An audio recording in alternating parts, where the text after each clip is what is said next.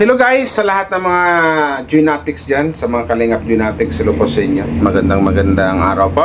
Wow Live TV. Ngayon lang tayo gagawa ng ulit ng content kay Joy Diwata. Yun na kasi meron tayong inayos eh. Baka matagal pa tayong hindi makakatakanta siguro kasi medyo grounded or sira ng ating sound card siguro. Sana hindi pa. Tsaka headset, grounded na kasi naputol-putol nga daw. So yun na nga, another reaction po ang gawin natin ngayon sa panibagong araw na to. Ulitin ko lang, Wow Live TV, sa hindi pa nakapag-subscribe, subscribe na po kayo. Pero bago tayo magsimula guys, suportahan po natin buong Team Kalingap, Val Santos Matubang, Kalingap Rap, Atid na Vlogs, at sa lahat ng mga Kalingap Reactors, Kalingap Charity Vloggers. At saka itong content na to, to congratulate.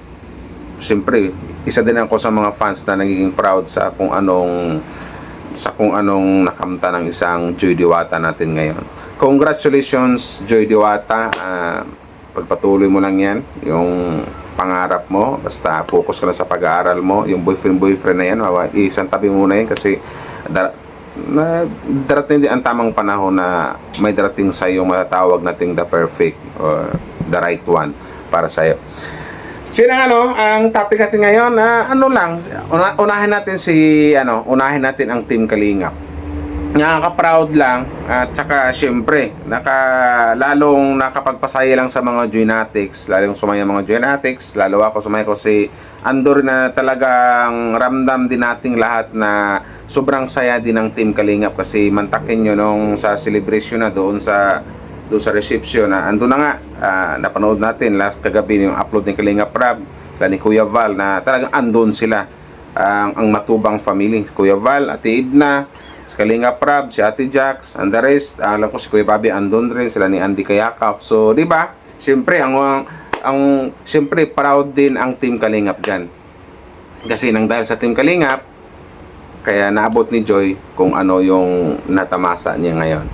Saka siyempre sa mga sponsors, ang laki ng tulong din ng mga sponsors sa isang Joy Diwata na yun kasi ang pangako ng Joy Diwata lang sinasabi niya, talagang hindi niya bibiguin yung mga fans lang sabihin ko, yung mga fans na nagmamahal sa kanya na talagang aabutin niya yung kanyang gustong maabot na sa pag-aaral niya, di ba?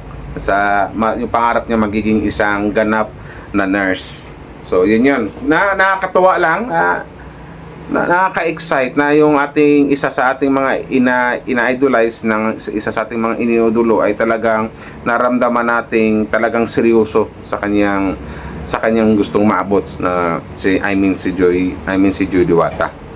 Lalo si Andy Kayakap Vlogs na talagang 100% naka-full support kay Joy, na sa mismong sakaping and pining na ang alam ko nakapasok yata doon si Nanay Imelda lang yata at saka si Andy Kayakap Vlogs, 'di ba? Andun sila. Tapos si Nanay Imelda, ang ganda ng transformation ni Nanay Imelda ngayon, parang lalong gumaganda ngayon ang isang Nanay Imelda. Diba? Sana syempre kahit sinong nanay talaga magiging proud sa kung ano yung nakuha ng kanyang anak ngayon. Kahit sinong nanay talagang ipagsisigawan yan, anak ko to, di ba? Certified nurse student na ang kanyang anak na si Joy Diwata. Tsaka maganda lang kasi dito, talagang hindi talaga nakakalimutan ng mag-ina na yan yung magpasalamat palagi sa mga taong tumutulong sa kanila, lalong-lalo na sa Team Kalingap at sa mga sponsors or sa mga fans na hanggang ngayon, simula noon hanggang ngayon na andyan at hindi iniiwan yung kanyang anak na si Joy Diwata. Si Boss Bobby TV, alam ko na nagpunta rin daw, so pero baka late.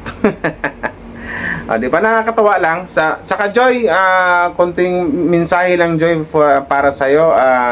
Unang-una, congratulations. Isa din ako sa mga fans mo na nakaramdam din ng saya sa kung anong natamasa mo ngayon, sa kung anong nakamit mo ngayon. Kahit sabihin kaping at pining pa lang yan, pero certified nurse student ka na. So isa din ako sa nagiging masaya si Kuya Wow Live TV mo. Basta mensahe ko lang sa iyo, focus ka lang sa pag-aaral mo. Huwag mo na pansinin yung mga taong hindi ka gusto.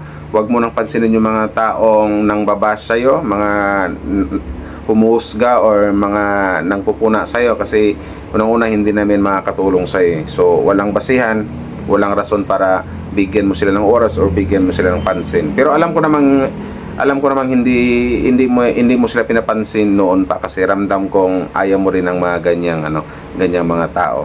So basta focus ka lang focus ka sa pag-aaral mo. About naman sa mga bashers, isa naman ako sa magtatanggol sa iyo, sa mga taong nanghusga sa iyo, mga below the belt, mga pinagsasabi. So paubaya mo na sa akin yan. Basta stay humble, stay pretty, stay what you are. Kasi alam namin na mabait ka at alam namin porsigido ka talaga sa pangarap mo, porsigido ka sa pag-aaral mo. Isa yan sa mga nagustuhan ng Team Kalingap at ng mga iba't ibang sponsors na tumutulong sa iyo hanggang ngayon na hindi ka iniiwan.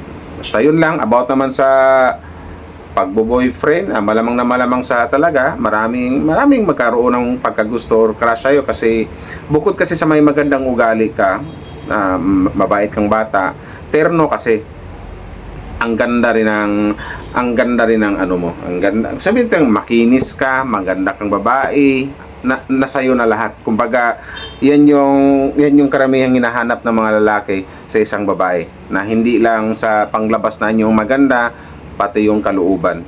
Ando na yung makadiyos, mabait, palakaibigan. At saka ngayon ko lang sabihin to, kalog din at mabungis-ngis. Ando na yung lagi naka-smile. At alam ko, ramdam ko, joker din to ang ating Joy Diwata, di ba?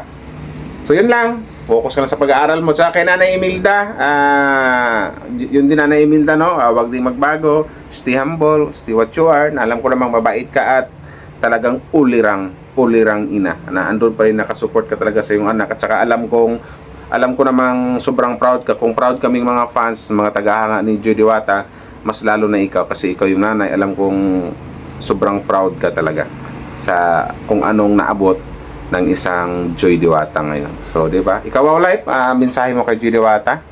Ganyan ka, ang message mo sa isang Joy Diwata, Wow Life.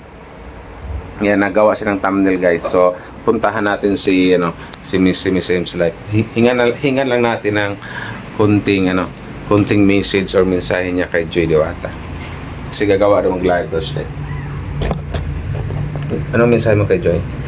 Ayun, simple lang, stay strong, and alam ko naman na kung ano mang mga pagsubok, kung ano man ang mga pwede pang mga challenges sa mga susunod, ay kayang-kaya ni Joy. Stay strong, stay pretty, and study hard. Yun lang, study hard, and we love you. Wow, sana all. We love you. We love you, Joy Diwata. So, yun na lang, Joy, no? Basta yun lang, pagpatuloy mo lang yung pag-aaral mo. Alam ko namang yun yung isa sa mga pangarap mo. Ulitin ko lang about sa mga bashers. So, wag mo nang pansinin yung mga litseng bashers na yun. alam, ang daming siniinggit sa'yo kasi ang ganda-ganda mo kasi. Ang puti-puti mo daw, ang kinis-kinis mo, kaya maraming naiinggit sa'yo. Saka congratulations ulit kay congratulations ulit Joy Diwata. Siyempre congrats na rin sa nanay, siyempre kay Nanay Imelda. Saka congrats sa Kalingap kasi soon ang Kalingap magkakaroon na ng may isang ganap na nurse nang dahil po sa tulong ni Kuya Val na ni Kalingap Rap, siyempre sa buong Saka salamat din kay Kuya Andy kasi si Kuya Andy kasi ang naka-scout niya sa kanya ni Nanay Imelda. Suportahan nyo guys Kuya Andy Kayaka Vlogs kasi talagang yan, masigasig or masipag na scouter ng Team Kalingap. So siguro hindi ko napabahin to, hanggang dito na lang, no? Shoutout nga pala sa lahat ng mga diyan, sa mga GC o mga grupo ng Joynatics na nakasupport kay Joy. KMJS, Team Baliw, Team Iwan sa I Love Joy International, Team Daddies Team Daddies and Mommies International, sa Team alam ko mayroon pang Team ba yan? Team Mother. Team Tita sa Manila chapter. Sa lahat po sa mga Diwata Joy Marathoners, ano pa bang mga team? Basta sa lahat ng mga team, comment down below na lang guys para kung mag-live ako mamaya, mabanggit po natin at siyempre ma-shoutout natin at saka siyempre para mabigyan din natin ng pansin. So, yun. Salamat po sa lahat sa mga nakapag-subscribe sa akin, sa mga nag-like and share sa upload ko na ito. Tsaka, shoutout po once again. Congratulations, Joy T. Wata. Bye-bye! Ingat po kayo palagi. Bye-bye!